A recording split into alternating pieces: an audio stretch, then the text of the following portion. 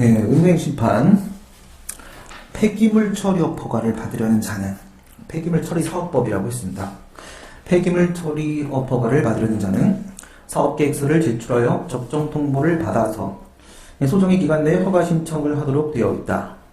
우선 여기서 여러분들이 아셔야 되는 거는 정식 허가 신청으로서 폐기물 처리 허가를 신청하기 전에 정식 허가 신청 전에 폐기물 처리 사업계획서를 먼저 제출하고 그에 대한 적정 통보를 받아야만 정식 허가 신청을 할 수 있는 자격이 인정됩니다.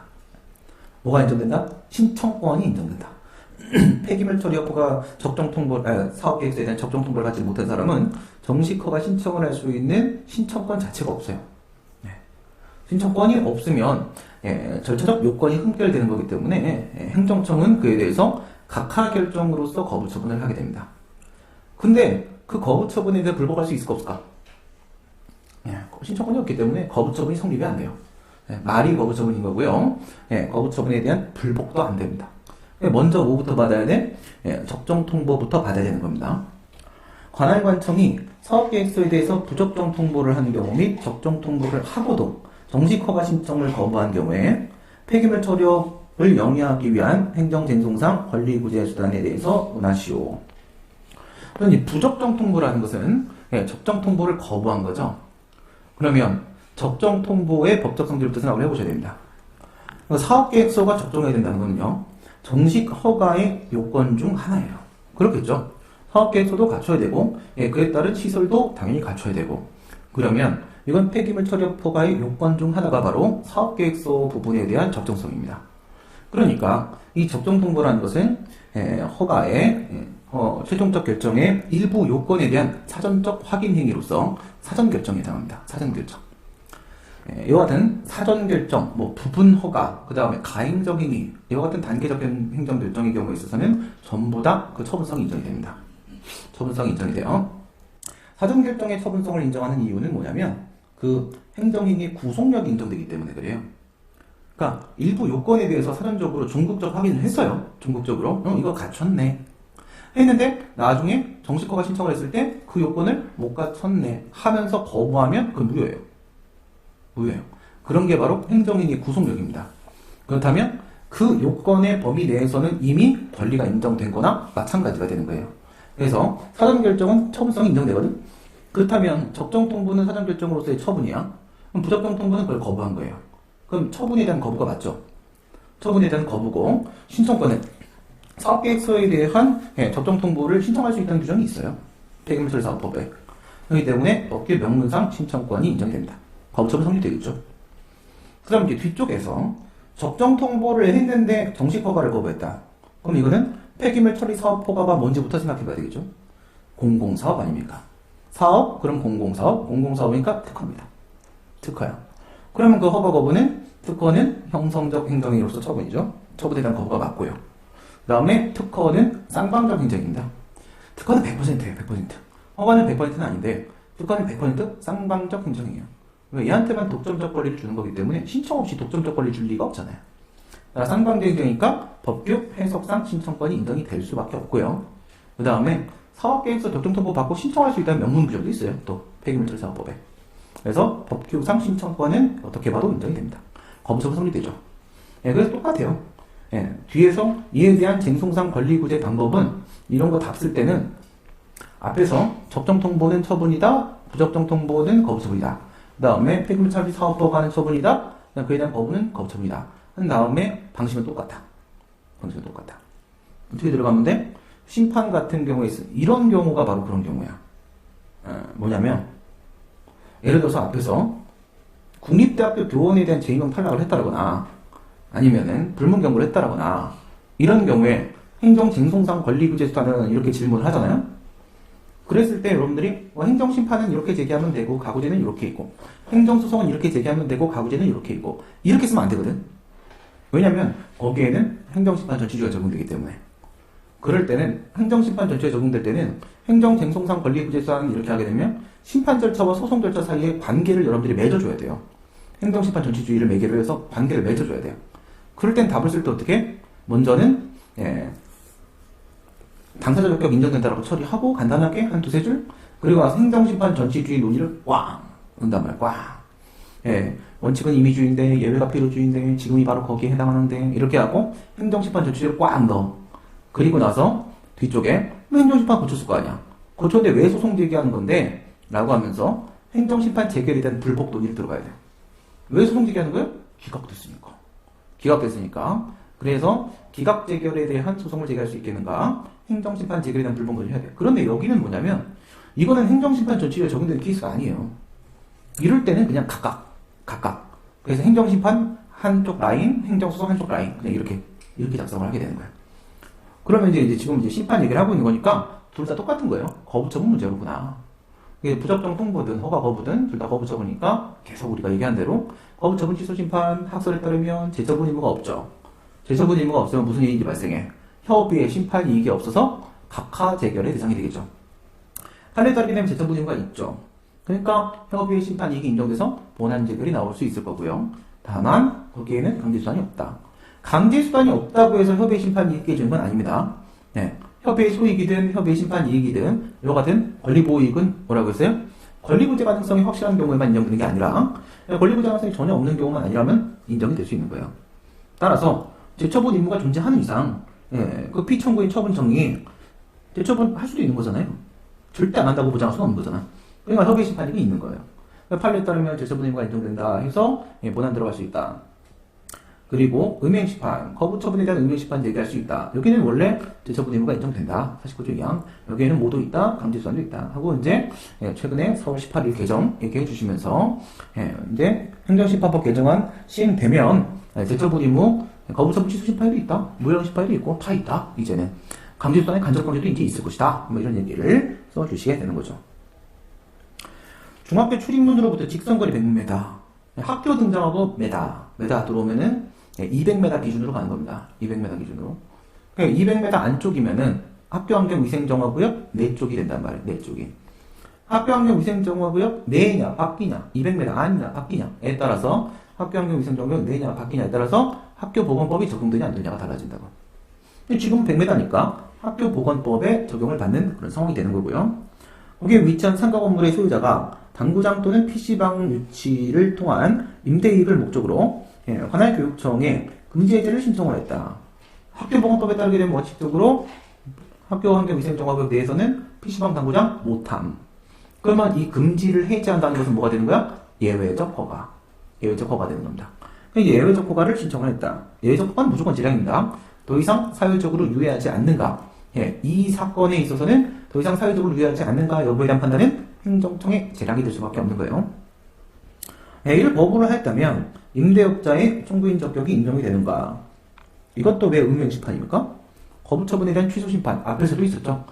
거기서는 거부처분 문제니까 취소심판 논의 들어갈 수도 있고 음행심판 논의 들어갈 수도 있는 거잖아요. 그쵸? 앞에서 무슨 얘기했어요? 당구장업 신고는 세입소의 설치 이용하는 범위를 들었을 때 원래는 자기한결적 신고다. 무슨 신고겠어요? 금지 해제적 신고 중에서 자기한결적 신고가 되겠죠. 자기한결적 신고인데 학교 보건법 내에서 당구장을 하는 상황이라고 하게 되면은 수리를 완화 신고가 된다. 그러니까 그 당구장업 신고에 대한 수리가 자기한결적 신고를 보게 되면 그게 사실인데 학교 보건법 내라고 하게 되면 거기 뭐가 반영돼? 금지 해제가 반영되기 때문에 수리는 예외적 허가가 되는 거예요. 예외적 허가. 예외적 허가가 되고 또한 수리가 재량이가 돼버리는 거예요. 그 다음에 이제 PC방 등록 같은 경우에는 말이 등록이고 등록은 등록 신청, 등록 수리의 방식으로 이루어진다고 했어요. 근데 이 등록 수리는 뭐라고? 가항성 허가. 대물적 허가입니다. 대물적 허가. 허가에는 대인적 허가, 대물적 허가, 이렇게 혼합적 허가 이렇게 있죠. 가항성 허가. 허가인데 학교환경위생정화구역 내에서의 PC방 등록이라고 하게 되면은 역시 되는 소를 포함한다. 그래서 그 허가가 등록 수리가 예외적 허가가 돼버려요. 예외적 허가. 지금은 그렇게 하지 않았어요. 신고를 했다 그러면 수리위반 신고로 전환된다 논의를 할 테고 등록을 신청했다 그렇게 되면 이제 이게 예외적 허가로서 등록 수리가 된다 이런 얘기를 했을 텐데 지금은 그냥 별도로 금지 해제 신청을 했다라고 했으니까 그냥 순수하게 예외적 허가 문제로 그냥 가시는 거야. 가시고 마찬가지로 거부처분 취소심판, 임명심판 논의해 주시면 되는 거겠죠. 끝나고 이제 마지막 오늘 끝나겠네. 내일부터는 변호사 시험. 행정심판의 고지 및 재결. 문제가 몇 개나 됩니까? 20개. 오늘 안 끝나겠네. 열심히 해봅시다. 관할행정청이 2015년 1월 20일 주택 신축을 위한 개발행위 허가를 신청을 했는데 개발행위 허가는 어디 있어요? 국토의 계획 및 이용에 관한 법률 56조에 있어요. 예, 이건 뭐 사실은 개별적 검토설이 답설인데 그냥 예외적 허가로 처리하세요. 예외적 허가로. 장태주 교수님이 그렇게 하십니다. 신청에 대해서 불허가 처분을 하면서 심판 청구기한을 알리지 않았다. 심판 청구기한. 그럼 이제 이런 생각도 한번 해보셔야 되겠지? 소송 제소기간을 알려줬을까? 근데 이 문제 실제 문제에서는 심판 청구기한을 안 알려주고 소송 제소기간을 알려줬었어. 웃긴 놈이죠? 그래서 고지 제도에는 두 개가 있지 않습니까? 고지라는 것은 무엇을 알려준 거야? 불복 절차를 알려준 거다. 불복 방법을. 불복에는 심판과 소송이 포함되죠. 근데 거기서 이제 불복에서 심판 쪽이든 소송 쪽이든지 간에 알려준 내용은 세 가지입니다. 가능 여부, 경유 절차, 불복 기간. 가능 여부, 경유 절차, 불복 기간. 세 개를 알려주는데 지금 여기서 이제 문제가 되는 거는 이제 불복 기간 쪽이었어요. 불복 기간 쪽이었는데 심판의 청구 기간은 안 알려주고 소송의 제소 기간은 알려준 상태였어요. 알려준 상태. 알려줬다고 말은 안 했고요. 알려줬다는 걸 스스로 추정해내야 되는 그런 상황이 있었습니다. 심판 청구 기간을 안 알려줬다. 그러면 이거는 고지 의무 위반이죠? 불고지입니까? 오고지입니까? 불고지. 알려주지 않았다. 불고지. 근데 2015년 5월 7일 이에 불복하여 행정심판위원회에다가 취소심판을 청구를 했대요. 이럴 땐 시비 걸지 마세요. 이럴 때는 된다는 말인 거니까 괜히 시비 걸지 말고 나중에 심심하고 시간 남으면 보론 이렇게 쓰시는 거야. 왜? 불허가는 거부잖아.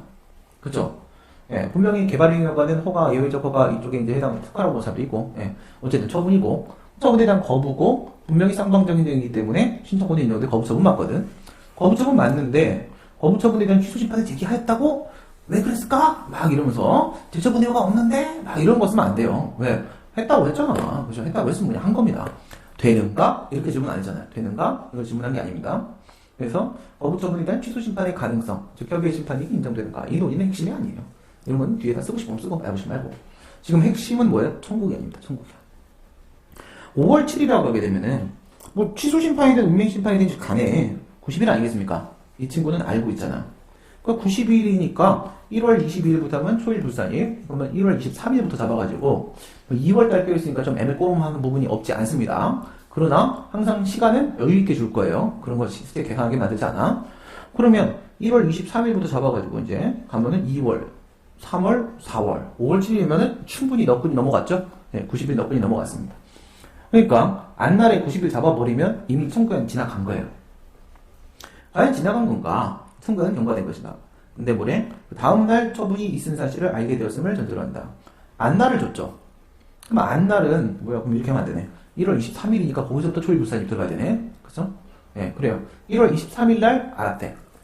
앞에서도 잠깐 나왔던 얘기인데 이런 거 어떻게 한다고 했어요? 어쨌든 처분을 하면 통지서가 날아가. 통지서가 날아가서 송달돼서 도달되면 효력은 발생해. 그리고 효력이 발생한 날은 분명히 있은 날이야. 여기까지는 상수값입니다. 오케이? 송달된 날이 있은 날, 효력 발생일로서 있은 날이라는 것은 상수값이야. 변수는 뭐가 변수예요? 안날이 변수예요, 언제나. 안날이. 근데 그 안날이라는 것이 상대방의 경우에 있어서는 그 송달된 날 알아버리죠. 누구한테 송달하니까? 상대방한테만 송달하니까. 제3자의 경우에 있어서는 송달된 날이 안날이 아닌 거고 그 뒤에 알게 된단 말이죠. 다시 정리하면 우선 처분은 무조건 송달돼. 송달되면 그날이 무조건 있은 날이야. 효력 발생일로서. 여기까지 상수값이야. 그 다음에 안날이 변수값이야. 상대방은 그날이 안날이야. 근데 제3자는 그 뒤에 안날이 발생해요. 그럼 지금은 얘 상대방이 제3자예요? 상대방. 그죠? 상대방이죠. 상대방이니까 여기서 이제 불고지를 했지 않습니까? 불고지를 하게 되면 행정심판법에는 27조 6항에 뭐라고 돼 있어요? 불고지를 하면은 27조 3항을 적용시킨다 이렇게 돼 있고 사망에는 객관적 청구기한으로서 있은 날에 180일 플러스 정당한 세율 알파 이렇게 돼 있단 말이에요. 그러면 사망이 적용되면 기산점은 있은 날이거든. 근데 있은 날도 없고 송달일도 없고 뭐를 줘줬다? 안날을 줬다. 그럼 방금 한 대로 상대방의 경우에 있어서는 송달일이 있은 날이자 안날이라는 사실을 스스로 규명하시고 그래서 그 1월 23일이 바로 있은 날이다. 그럼 여기서부터 180일이다. 여기서부터 180일을 가야 되는 거니까 그럼 얘는요 알았어요 몰랐어요? 얘는 알아요, 몰라요? 상대방이잖아. 알잖아. 그럼 얘는 뭐는 없어? 정당한 사유는 없는 거죠. 정당한 사유 181 플러스 알파는 없는 친구예요. 그럼 181로 가면 되는 거야, 그냥. 181로 가. 181로 가면은 시간 많이 남아있잖아요. 그래서 청구에는 경과되지 않는다. 그래서 이 시점에서 이제 여러분들이 뭐를 기억해야 된다고 했어요? 상대방과 제3자를 나눠먹는 일은 두 가지 상황이 있죠. 원고 적격이나 청구인 적격을 따지는 경우가 있겠고, 제소기나 청구기한 따지는 경우가 있을 거라고 했죠. 그러니까 원고 적격이나 청구인 적격은 원처분을 기준으로 해가지고 판단을 내리는 거라고 했어요. 그러면 1유형, 2유형, 3유형, 4유형 이렇게 가게 되면 그거는 이제 원처분 기준으로 나누는 행정법 분쟁의 유형이거든. 그러면 1유형 방어, 2유형은 요구, 3유형은 제3자 방어, 4유형은 제3자 요구잖아. 뭘 기준으로 했다고? 원처분 기준으로. 그렇게 치면 3, 4유형의 경우에 있어서는 얘는 제3자 쟁송이니까 당사자격 논점이 발생하겠죠. 근데 이거랑 달리 불복기간으로 청구기한이나 제소기한 논의를 해버리게 되면은 기준이 뭐라고? 계쟁처분이 기준했다고요. 계쟁처분이. 계쟁처분 기준을 하게 되면 1유형은 상대방입니까? 상대방이죠. 2유형은 상대방입니까? 거부처분 상대방이죠. 3유형은 상대방입니까? 아니네요. 4유형은 상대방입니까? 거부처분 상대방이죠. 그러게 되니까 이 불복기간 논의를 할 때는 1, 2, 4유형의 경우에 있어서는 상대방이 되어버려가지고 주관적 불복기한 적용을 받게 되고 3유형만 객관적 불복기한 적용을 받게 된다. 그래서 당사자 적격 얘기할 때하고 제3자 처리하는 기준이 좀 달라진다는 거. 그거를 여러분들 좀 알아놓으실 필요가 있겠죠? 지금도 뭐라고 한 거예요? 지금도 개발행위 허가라는 요거를 기준으로, 원처분을 기준으로 논의한 게 아니라 거부처분의 통지서를 받았다. 이거였거든요. 계쟁처분을 기준으로 지금 판단을 방금 내렸던 겁니다. 회사가 제기한 노동조합 설립신고 수리처분 취소 심판이 인용되어 취소 명령 제기를 행해진 경우에 노동조합이 이러한 인용 제기에 대해 취소를 제기할 취소를 다툴 수 있는가? 취소 명령 제기에 대한 소송을 제기할 수 있겠는가 했는데, 요건 이제 중요한 거는 여기서 이제 조심해야 될 부분은 대해예요, 대해. 대해라고 하게 되면 소의 대상만 찾으시면 돼요, 소의 대상만. 이렇게. 그러나 그냥 이렇게 봅시다. 이 이제 취소 명령 제기할 취소소송은 적법한가? 취소 명령 제기에 대한 취소는 적법한가 해서 전체적인 소송 요건에 대한 문제로 한번 접근을 해볼게요. 그럼 뭐 대해 문제도 같이 해결되는 거니까. 하게 되면은 우선 이럴 때는 수리처분, 단초처분, 수리처분, 재결처분은 취소 명령 재결. 그 다음 그 뒤쪽에 취소처분. 이게 세 개 나오죠. 수리처분, 취소 명령 재결, 취소처분. 세 개 나오면 마지막에 있는 취소처분에 의해서 맨 앞에 있었던 수리처분이 사라져요. 사라지면 두 개가 남는 거지. 취소 명령 재결하고 취소처분하고 둘이 남는 거야. 그럼 이제 둘 중에 무엇이 소외 대상인지 논리를 찾는 거죠. 이랬을 때 기준이 뭐라고? 재결 처분이 기준이라고. 재결에 대한 소송이 안 되면, 재개발 기각되는 상황이면, 그러면 원처분에 대한 소송으로 간다. 이렇게 결론 내리는 거란 말이에요. 그래서 먼저 1단계 기준이 뭐라고? 재결 기준이라고. 항상 기준 잡고. 그 다음 두 번째, 그냥 재결 이렇게 하는 게 아니라 소송을 제기하면서 재결의 주체 절차 형식 내용 중 어떤 위법을 주장하려고 하는 건데 이걸 찾아야 돼요. 어떤 위법을 주장하려고 하는 건데 그 생각을 함께 하셔야 됩니다. 그러면 봅시다. 제일 먼저는 기본 논의 1번 19조 본문이죠. 처분 등 지금 재결한 게 처분한 게 있죠. 처분도 재결도 둘 다 될 수 있다. 단서가 원처분 중심주의. 여기서 핵심은 뭐라고? 핵심은 재결주의가 있냐 없냐예요. 재결주의 없다 지금. 그러니까 원처분 중심 적용된다. 기본 논의 3번. 본문과 단서 같나? 본문은 소송 요건으로 대상 적격의 문제인데 단서도 소송 요건일까? 그러면 단서의 요건 뭡니까? 고유 위법. 고유 위법이라는 단서의 요건이 깨지면 만약 소송 요건이면 각하될 것이고 이게 아니고 본안 요건이면 고유 위법 깨지면 기각될 건데 위법에 대한 문제는 본안 문제라고요? 기각 판결설이 맞다. 그래버리게 되면 고유 위법 유무에 대한 판단은 본안 가서 할 거니까 뒤로 쭉 빼버리고 그럼 이제 뭐로 들어가? 다른 소송 요건. 그 다음 단계는 원고 적격이죠. 원고 적격 가면은 지금 이거는 재결의 상대방이 소송을 제기하는 겁니까? 재결의 제3자가 소송을 제기하는 겁니까? 재결의 상대방은 심판에 청구했던 청구인이죠. 청구인은 이미 인용됐기 때문에 소송 제기 안 하죠. 반대쪽으로 얘기하는 거죠. 재결의 제3자가 제기하는 제3자 소송이다. 제3자 소송이니까 원고 적격 논의 들어가시고 판례가 뭐라고 했어요? 판례가 제3자유 행정 행위에 대한 청구 인용 재결의 경우에 있어서는 예, 당사자가 아니라고 하더라도 원고적 격이 인정된다. 이렇게 파시했죠. 제3자의 행정행위인데 청구 인용되길 상황이라고 하게 되면 당사자가 아니라고 할지라도 원고적 격이 인정된다. 원고적 격 문제는 없습니다. 통과시키고 그 다음에 협의수익. 협의수익 가게 되면 취소 명령 재결과 취소 처분이 결합되면 뭐랑 매 한 가지? 취소 재결과 매 한 가지죠. 그러니까 취소 재결에 대한 취소 소송을 제기한 거랑 마찬가지인 거예요. 그럼 무슨 문제가 생겨? 취소의 취소 문제가 생기는 거죠. 그러니까 지금 여기에 있는 취소 명령 재결이나 취소 처분을 취소 판결로 제거했다고 했을 때 원래 있었어야 그 수리 처분이 회복돼서 부활되나 안 되나? 부활이 안 되는 거라고 하게 되면 여기 이겨봐 소용 없는 거잖아요. 그렇죠? 얻는 게 없어. 그러니까 협의식 논의하게 되면 절충설에 따르면 어떻게 돼? 예, 원처분이 수익적 처분이면은 부활될 수 있다. 그 원처분이 지금 상대방한테 수익적인 노조 설립 신고에 대한 수리입니다. 협의식이 인정되고 그럼 나머지 소송요건 특별히 없고요. 뭐 행정심판 절충이 적용되는 거 아닙니다. 이거 뭐 이런 생각하시면 안 돼. 이게 뭐 노동조합 문제라고 해서 뭐 재결주의 적용되는 거 아니냐. 노동조합법에 재결주의 85조 2항 적용되는 거 아니냐. 막 이러면 안 됩니다. 그거는 부당 노동행위 사건이고 이건 노조 설립 사건입니다. 따라서 이거는 재결주의 문제 아니에요. 그러니까 정치주의 문제 없고요. 뭐 제소기간 문제 딱히 없어 보이고 날짜 없고 그러면 이제 기본논의 4번. 네? 아 진짜 뭐 지금 빼뜨려 먹었죠 지금. 아 그쵸. 뭔가 빼뜨려 먹었네. 원고적 앞짝에 특성이 2개 들어가야 되네. 그죠? 네, 이런 실수입니다. 네, 여러분 이런 실수 하지 마시고 시험장 가서 너무 당연하게 익숙하면 오히려 실수가 터져. 네. 그래서 뭐 한다고? 특수선이 1번. 특수선이 1번은 취소 명령 재결이니 처분이니 19조 본문설 19조 단서설 있죠. 예. 이거는 처분이 아니라 재결이다. 그래서 19조 단서설. 그럼 이제 고의 위법에 대한 문제는 여전히 남는 문제가 되는 것이고 그 다음에 명령재결과 소외대상 하면은 학설이 명령재결설이 있고 내부적 행위설이 있고 병존설이 있고 여기 있죠. 병존설의 입장이 타당하다. 병존설이 왜 타당한 거였어요? 병존설이 타당한 이유는 기속력. 소송이든 심판이든 기속력 빼놓고 그거 빼뜨리고 생각할 수 있는 게 아무것도 없어. 그래서 기속력 생각하면 취소 명령재결에 대한 취소 판결이 나오면 이거는 피고가 누구예요? 재결청이죠. 그러면 이제 처분청이 관계행정청이 돼가지고 기속력에 따라 처분청도 본인이 했던 취소 처분을 취소해야 됩니다. 그 다음에 취소 처분에 대한 취소 판결이 나오게 되면 피고는 처분청이죠. 그럼 재결청이 관계행정청이 돼가지고 얘도 자기가 했던 취소 명령 재결을 스스로 취소해야 됩니다.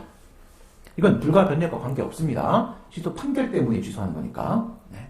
그렇기 때문에 둘 다 소위 대상이 될 수 있다. 그리고 이제 원고적 격해 매수익하고 기본논의 4번 들어가게 되면 내용상 하자에도 고의한 위법이 있을 수 있는가? 그럴 수도 있다. 예, 그건 봐야 한다. 그럼 이제 내용상 하자 무조건 제외시키는 건 아니고 결론 내리면 주체 절차 형식의 하자를 주장한다면 재결에 주체 절차 형식의 하자를 주장한다면 소위 대상은 뭡니까? 소위 대상은 재결입니다. 이 주체 절차 형식은 뭘 조심하시냐면 주체 절차 형식은 병존설을 취했다고 하더라도 오직 재결입니다. 오직 재결입니다. 근데 내용상 하자를 주장하는 경우라고 하게 되면 진짜 병존설대로 취소 명령 재결도 소위 대상이 될 수 있고 그 다음에 취소 처분도 소위 대상이 될 수 있고 둘 중에 아무 쪽에다가만 소송을 제기하면 상관이 없습니다. 이게 결론이 되는 거죠. 이행재결의 기속력 확보 수단으로서 직접 처분을 설명하시오. 이 문제는 또 뭘 조심해야 되는 거예요? 이 이행재결이라는 표현. 그러니까 이런 것도 교수님들이 평소에 어떤 행동들을 하시는가를 모르면 이것도 닥칠 수가 없어요. 거기 질문 요지에 뭐라고 나왔어요? 제가 취소 심판의 처분 변경 명령 재결 및 의무이행 심판의 처분 명령 재결의 기속력 확보 수단 이렇게 해놨죠. 무슨 얘기인지 아시겠습니까? 무슨 말이냐면 명령 재결이라고 하게 되면 두 가지 종류가 있을 수 있습니다. 우리 그냥 무명한 고소 얘기했던 거 한번 생각해봐요. 우리가 무명한 고소에서 형성 판결을 하는 소송이 있고 명령 판결을 하는 소송이 있고 확인 판결을 하는 소송이 있었죠. 수익적 처분이라고 하게 되면 적극적 형성 소송, 의무이행 소송 그리고 자기의무 확인 소송이 있었어요. 침입적 처분이라고 하게 되면은 거기에는 예방적 금지 소송이 있고 부작의무 확인 소송이 있었습니다. 거기는 중간에 있는 친구들 의무이행 소송하고 예방적 금지 소송이 명령 판결하는 친구들이죠. 근데 여기서 의무이행 소송을 제기하면 뭐가 나와요? 인용되면 이행 명령 판결이 나와요. 예방적 금지성을 제기해서 인용되는 뭐가 나와요? 금지 명령 판결이 나와요. 그러니까 똑같은 식으로 치면 명령 재결에도 이행 명령 재결과 금지 명령 재결이 있을 수 있는 겁니다. 이론적으로는. 예, 그런데 이처럼 명령 재결이라는 게 꼭 이행 명령 재결만 의미하는 건 아니란 말이죠. 근데 보통 이행 명령 재결은 그냥 이행 재결 이렇게 말을 해요. 이행 명령 재결은 그냥 이행 재결 이렇게 말을 합니다. 근데 또 이렇게도 표현해. 그냥 명령 재결인데 플러스 마이너스 방향을 모르는 그냥 명령 재결인데 그걸 그냥 이행 재결이라고 표현하기도 해요. 시키는 대로 이행해야 된다는 해서 힘들게 표현하기도 해요. 그러니까 이 문제는 이 전년도 기출 문제랑 비교를 할 수 있으면 각이 나오는 건데 이 이행 재결은 명령 재결입니다. 명령 재결이에요.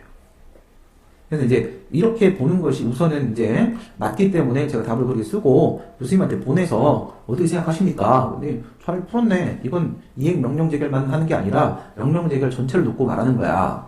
안 그러면 뭡니까? 이 이행 재결은 그러면 의무이행 심판의 처분 명령 재결이고 처분 명령 재결에 대한 기속력 확보 수단 이렇게 기속력 확보 수단에서 직접 처분 이렇게 하게 되면은 할 말이 별로 없어요. 그래서 먼저 어떻게 들어가냐면 이행 재결 찍고 기속력 확보 수단 찍고 그 다음 직접 처분 찍고 3개 포인트 찍는 겁니다. 이런 게 단문 푸는 스킬이에요. 첫 번째 이행 재결 찍겠습니다. 이행 재결 찍으면 얘 명령 재결이죠. 그러면 행정심판 뭐 있는지 다 털어. 취소심판, 무작위심판, 의명심판 다 털었지? 그럼 취소심판에서 기속력이라 했으니까 각각 기각은 의미가 없고 인용 잡아냅니다. 인용 잡아내면 2010년도 1월 25일날 개정되고 나서 취소 명령 재결 삭제되고 3개 나왔지? 취소 재결, 변경 재결, 변경 명령 재결 3개 나왔습니다. 그 다음에 무효 확인 심판 가게 되면 유효 확인, 무효 확인, 실효 확인, 존재 확인, 부존재 확인 5개 잡아냈죠. 그 다음에 의명 심판 깔아. 의명 심판 인용 재결 하게 되면은 처분 재결, 처분 명령 재결 둘 있죠. 그럼 거기서 명령 재결 추리면 취소 심판에서는 취소 명령 재결 삭제됐으니까 변경 명령 재결 하나 끌어내. 무효 확인 심판에는 명령 재결 없어. 의명 심판에서는 처분 명령 재결 끌어내. 그럼 둘 나온 거야 지금. 그래서 처분 변경 명령 재결과 처분 명령 재결 취소 심판한 게 의명 심판하게 끌어냅니다. 그리고 두 번째 기속력 확보수단이죠. 기속력 제시하세요. 기속력. 그러면 처분 변경 명령 재결 쪽에서의 기속력은 무슨 기속력입니까? 뭐 반복 금지 의무도 아니고 재처분 의무도 아니고 원상회복 의무도 아니고 LI 일반적 기속력 이렇게 잡아내. 그 다음에 처분 명령 재결은 그게 뭐 특정 처분 명령 재결이든 일정 처분 명령 재결 상관없이 여기서 나오는 거는 재처분 의무죠. 재처분 의무 그쵸? 그래서 거기서 재처분 의무 끌어내. 그럼 한 개는 일반적 기속력이고요. 일반적 기속력은 49조 1항짜리죠. 재처분 의무는 49조 2항짜리죠. 여기서 2단계까지 맞췄어. 그 다음에 이제 확보수단으로서 이제 직접 처분 가는 거예요. 그럼 이제 확보수단 얘기를 하면서 확보수단에는 직접 강제와 간접 강제로서 직접 처분 제도와 배상 명령 제도가 있다라고 살짝 비교해 주면서 행정심판법에는 간접 강제제도는 없고 직접 강제제도만 있다 하면서 직접 처분 제도로 들어가세요. 들어가시면서 한쪽 털어야지. 어느 쪽 털어? 처분 변경 명령 재결 쪽에서의 49조 1항 일반적 기속력 규정은 그 일반적 기속력 문제는 여기에는 별도의 강제수단이 없다. 49조 2항이 요건이다.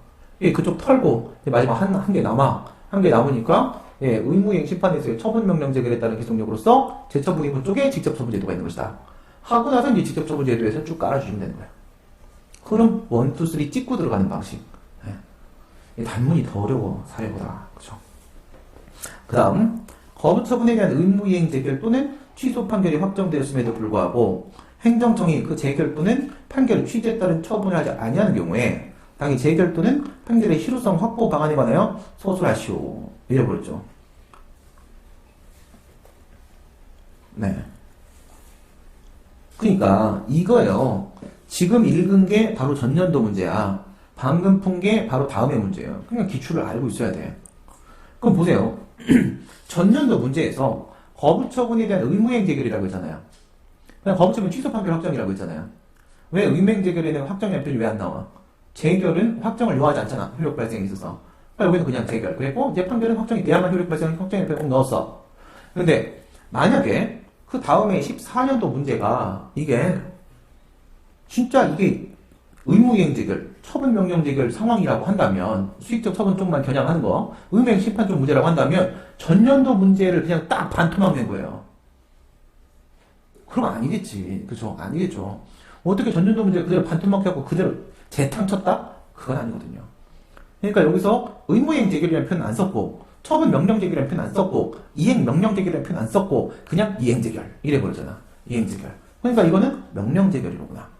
이걸 여러분들이 느낄 수 있어야 되는 거예요. 그냥 기출 문제를 많이 풀어봐야 된다고. 기출 문제가 평소에 어떤 식으로 표현을 해왔는지를 잘 알고 계셔야 돼요. 그 다음 문제 보시면 그래요. 의무이행 제결하고 취소 판결이 확정이 되었다. 근데 제결과 판결의 취지에 따른 처분을 하지 않았다. 그럼 이거는 우선 기본적으로 뭔 준 겁니까? 재처분 의무가 있다 없다라는 문제는 그닥 중요하지 않다. 이거잖아요. 그렇죠? 우선 이렇게 문제 나오면 의무이행 제결은 이제 제결의 형식 한번 깔아야 됩니다.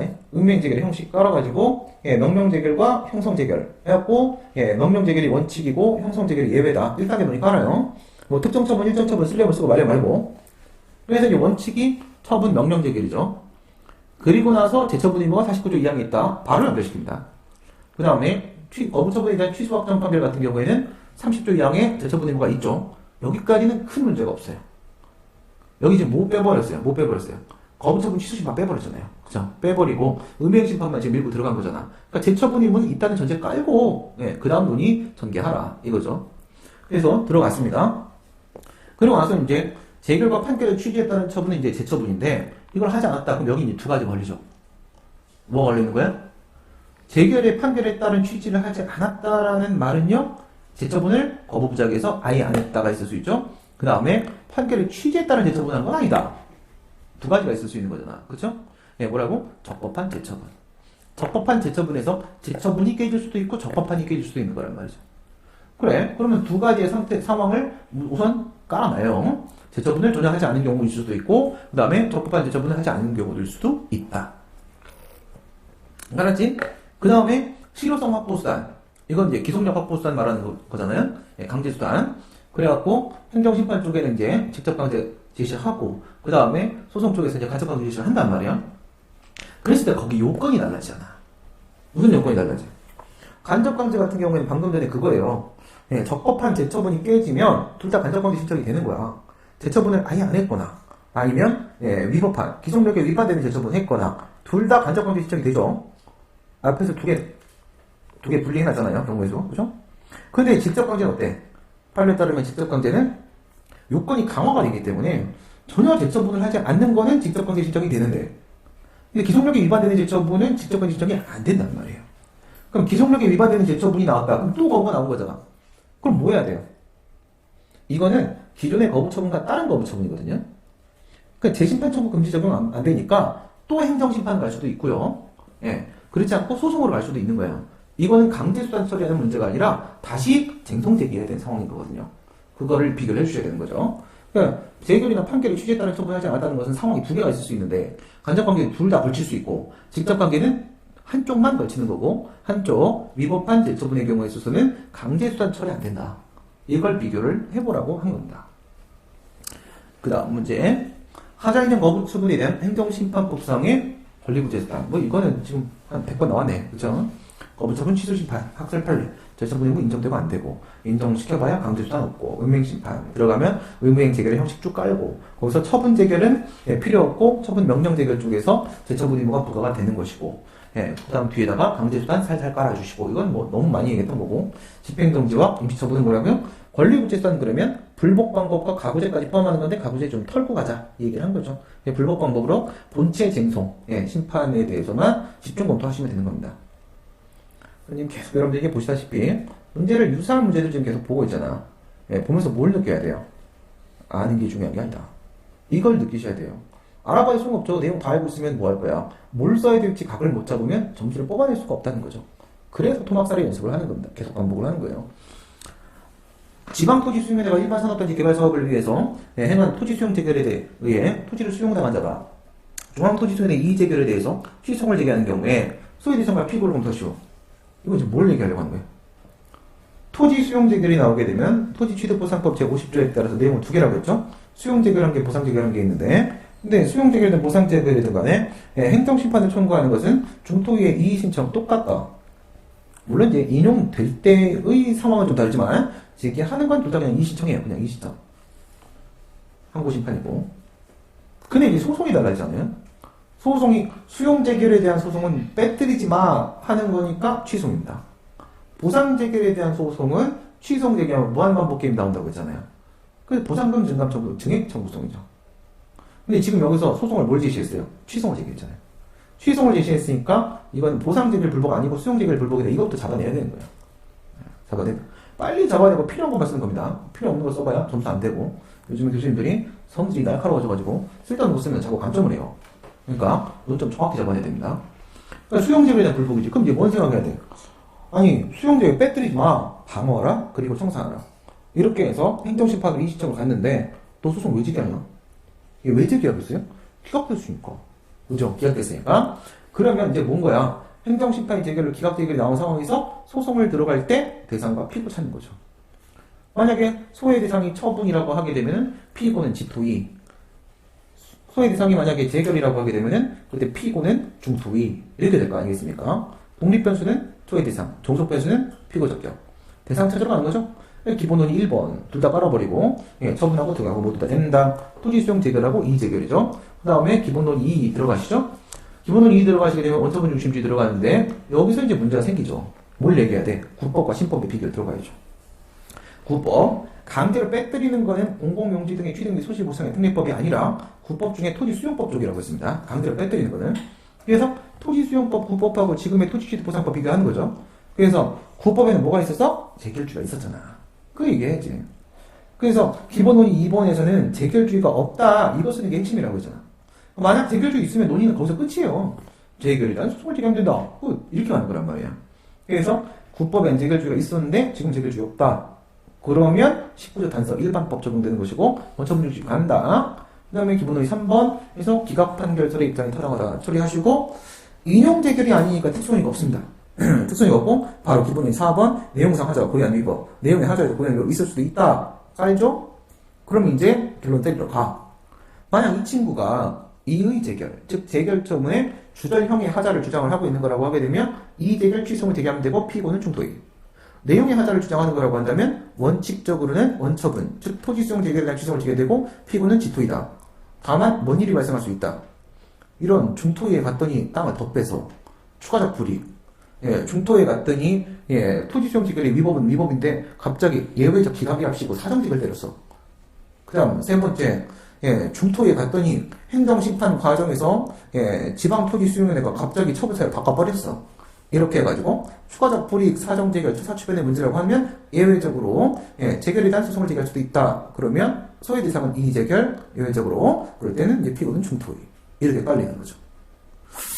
그 다음에 교과부 장관이 사설하고 상담사의 수능시험 성적 공개를 또 해달라고 했는데 그에 대해 비공 결정을 했고 상담사가 이에 불복해 행정심판을 제기하는 경우에 행정심판위원회는 어떤 재결을 할 수 있는지 행정심판 유형에 따라 기소를 하고 행정심판법상의 권리구제 한계에 대해서 논하시오 했죠.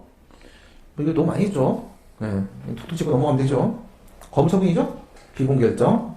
뭐 앞에 계속 한 대로 뭐예요? 거부처분에 대한 취소심판, 의명심판 깔면 되죠. 이 문제 뭐라고 했어요? 무효하기심판 빼라고 했죠. 정보공개는 무효성이 없다라고 했죠. 그 다음에 취소심판과 중범론에서 빼는 거라고 했죠. 취소심판하고 의명심판 두 개 다 가주시면 되는 거고 합설 판례에 따라 재처분되면 인정되고 안 되고 하면 되는 거고 판례에 따라서 인정을 한다고 하다 강제수단 없는 것이고 그 다음에 의명심판 들어가게 되면은 재처분되면 있는데 강제수단 여기는 없네.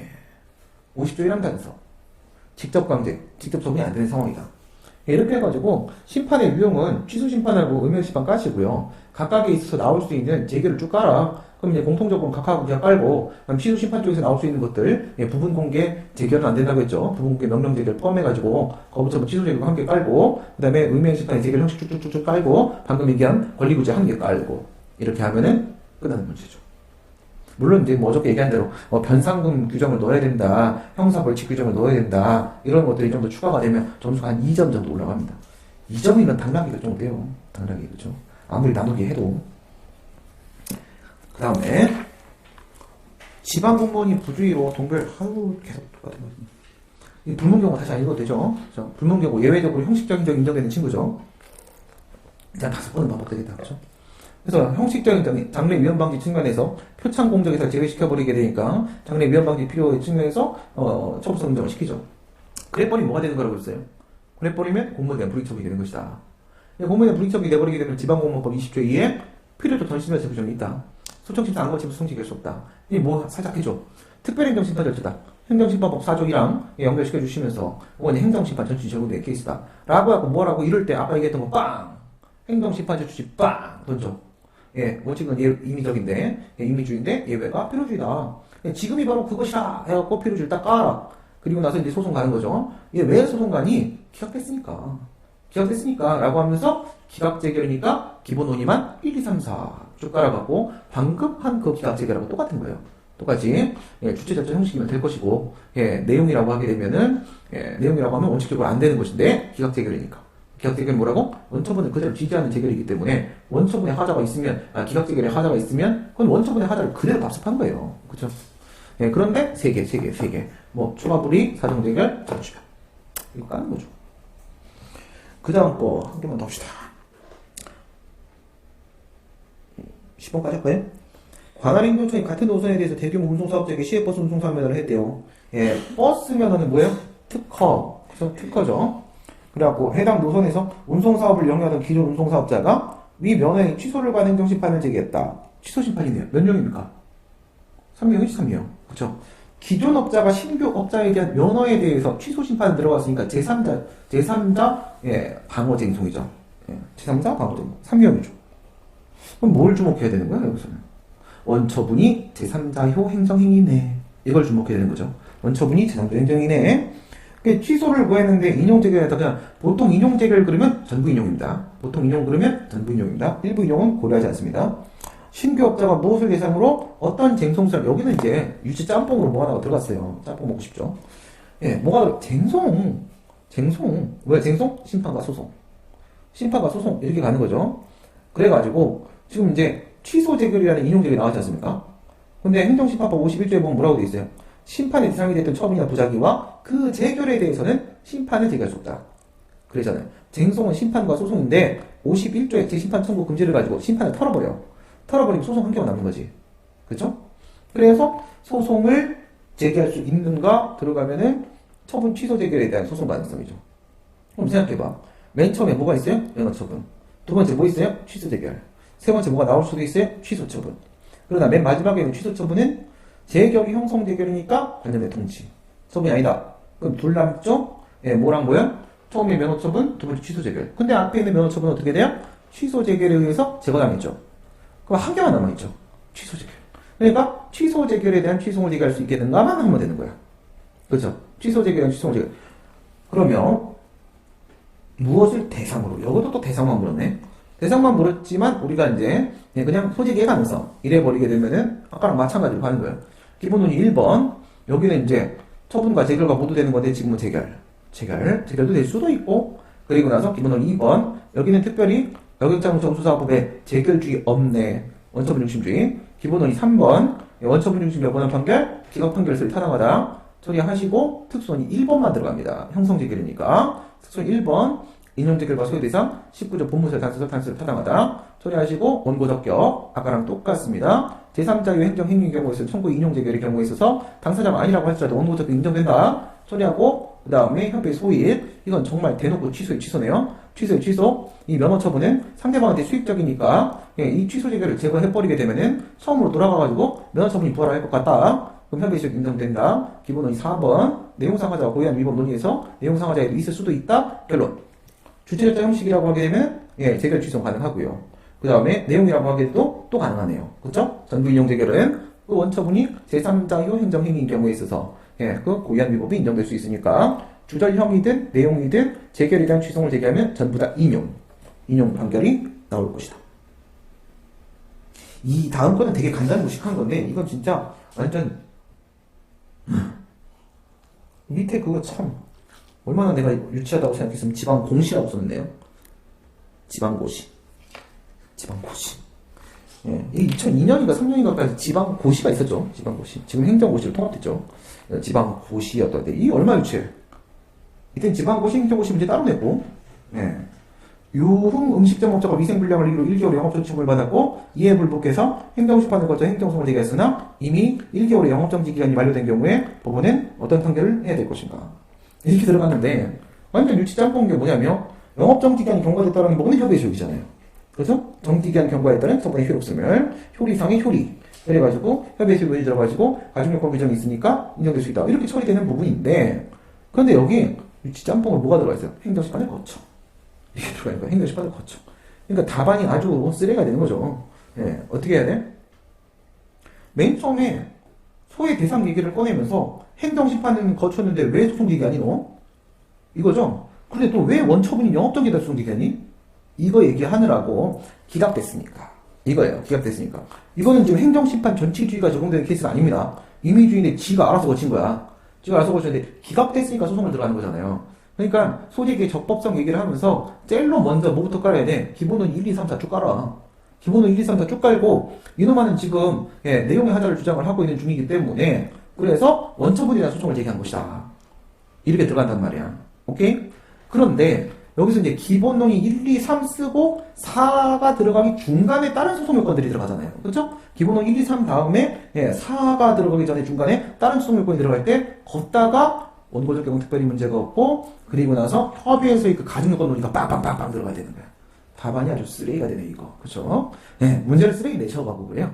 쓰레기 내셔가지고 지방 보셨습니다. 이런 거 조심하셔야 돼요. 뭐 지나가는 말로 그냥 행정심판을 거쳐 그냥 하는 말이 아니야. 행정심판 거쳤는데 왜 소송 제기하는데 행정심판 재결에 대한 불복 논의가 포함되어야 된다는 거. 이런 게 숨어있는 공격 포인트들이죠. 그렇죠? 오늘 여기까지 하고 내일 마무리를 하고 변호사 시험 들어갈지도 모르니까 변호사 시험 그거 올려드린 거 붙여가지고 오시기 바라겠습니다. 여기까지 하겠습니다. 수고하셨습니다.